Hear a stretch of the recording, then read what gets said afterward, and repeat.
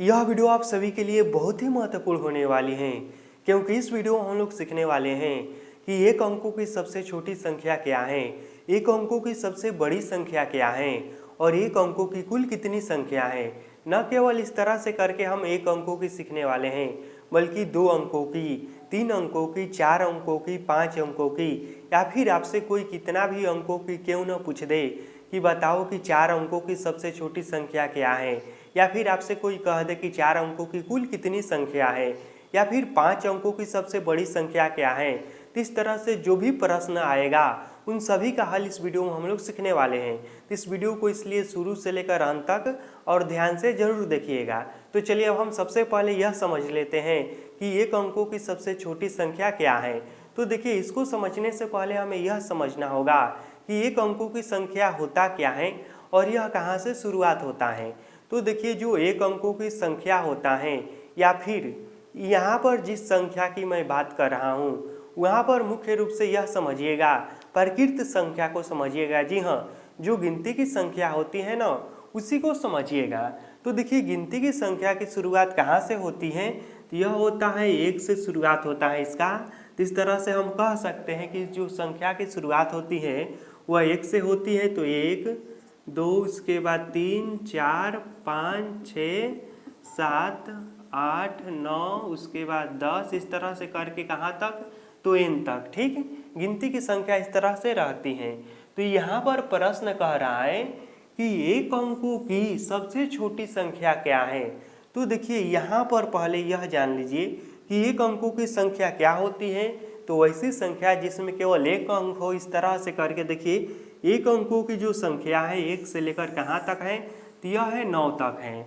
इसके बाद 2 अंकों की संख्या चालू हो जाती है। देखिए, जैसे कि 10 है तो 10 में 2 अंक हैं, एक 1 है और एक 0 है। तो यहाँ पर प्रश्न कह रहा है कि एक अंकों की सबसे छोटी संख्या। तो एक अंकों की सबसे छोटी संख्या क्या है, तो यह है 1। अब आप लोगों में से कुछ लोग कहेंगे कि 0 भी तो हो सकता है, लेकिन देखिए यहाँ पर हम लोग 0 को शामिल नहीं करेंगे, क्योंकि यहाँ पर मुख्य रूप से संख्या कह रहे हैं तो प्रकृत संख्या को ही लेकर चलेंगे, और इसलिए हम 1 को रखेंगे एक अंकों की सबसे छोटी संख्या में। तो यहाँ पर क्या हो जाएगा, यहाँ पर होगा 1। तो एक अंकों की सबसे छोटी संख्या क्या होती है, तो यह होती है 1। अब चलिए दूसरा प्रश्न को समझिए। दूसरा प्रश्न यह कह रहा है कि एक अंकों की सबसे बड़ी संख्या क्या है। तो यहाँ पर देखिए, 1 से शुरुआत होती है और इसका सबसे बड़ी संख्या आती है 9।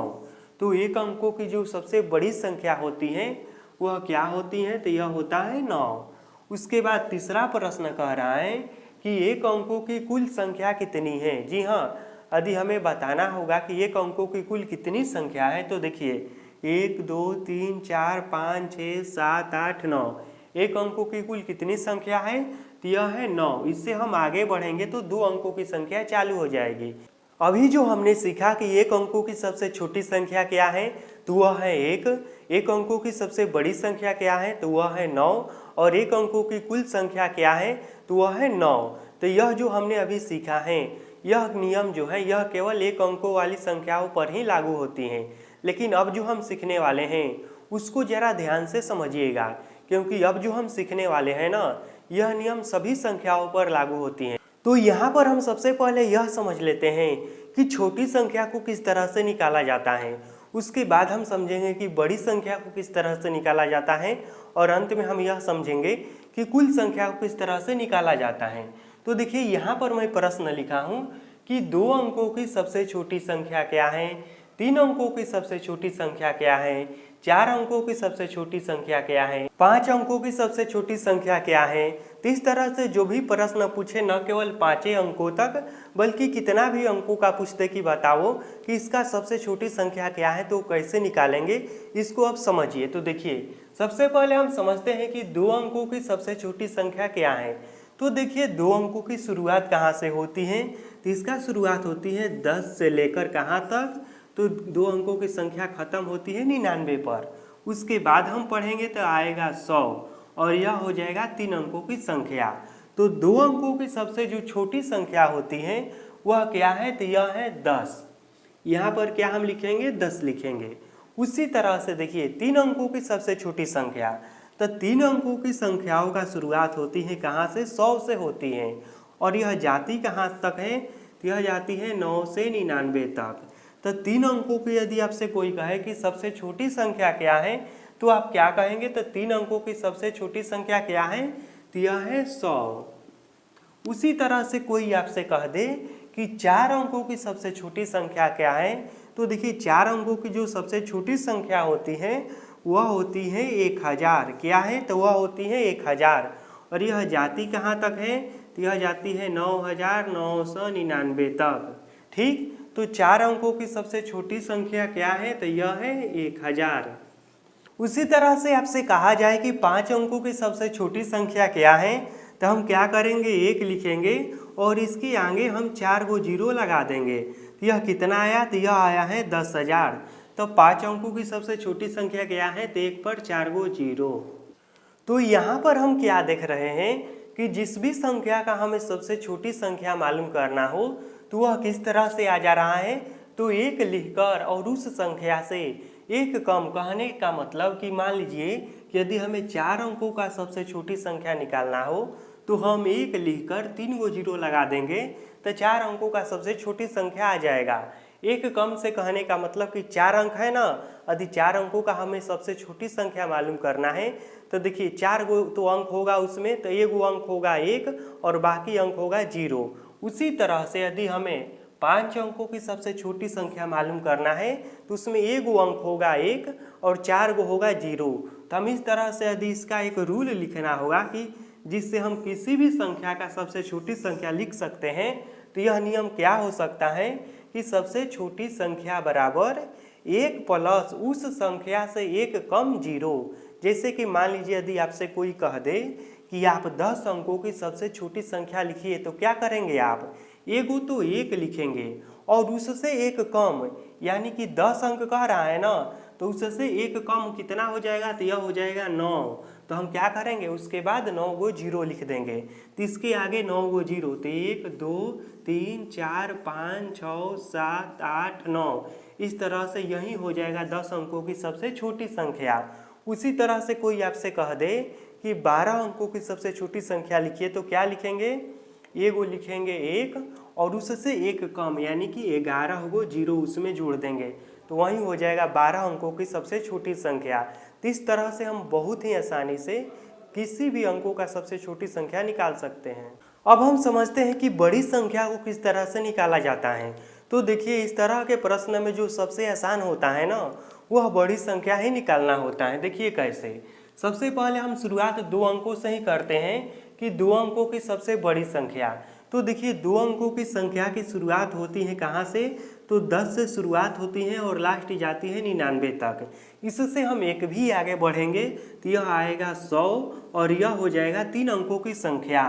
तो 2 अंकों की जो सबसे बड़ी संख्या है यह क्या है? तो यह है 99। उसी तरह से यदि आपसे कोई कहे कि 3 अंकों की सबसे बड़ी संख्या बताइए, तो 3 अंकों की सबसे बड़ी संख्या होगा 3 गो 9 और इसके बाद ये हम एक भी आगे बढ़ेंगे तो यह हो जाएगा क्या? तो यह हो जाएगा 1000, जो कि हो जाएगा 4 अंकों की संख्या। तो 3 अंकों की सबसे बड़ी संख्या क्या है? तो यह है 999।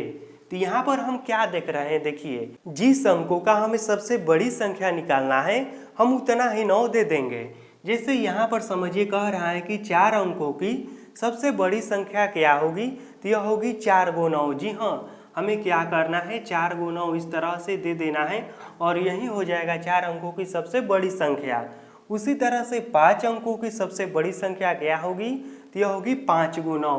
तो क्या करेंगे? हम 5 गो 9 लिख देंगे। तो 1 2 3 4 5।